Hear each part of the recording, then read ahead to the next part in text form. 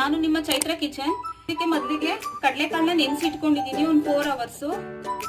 Carrot ತುರಿದಿಟ್ಟಿದ್ದೀನಿ, 3 ಹಸಿಮೆಣಸಿಕಾಯಿ, ಕರ್ಬೇವಿನ ಸೊಪ್ಪು, ಉಪ್ಪು, ತೆಂಗಿನಕಾಯಿ ತುರಿ, ಎಣ್ಣೆ, ಕೊತ್ತಂಬರಿ ಸೊಪ್ಪು, ಸಾಸಿವೆ, ಜೀರಿಗೆ.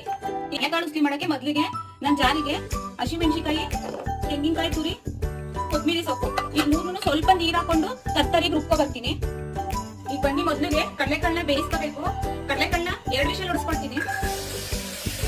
ಎಣ್ಣೆ ಕಾದಿದೆ, ಸಾಸಿವೆ, ಜೀರಿಗೆ, ಹಸಿಮೆಣಸಿನಕಾಯಿ, ಕೊತ್ತಂಬರಿ ಸೊಪ್ಪು, ತೆಂಗಿನಕಾಯಿ ರುಬ್ಕೊ ಬಂದಿದ್ನಲ್ಲ ಅದನ್ನ ಇವಾಗ ಸೇರಿಸ್ತಾ ಇದ್ದೀನಿ.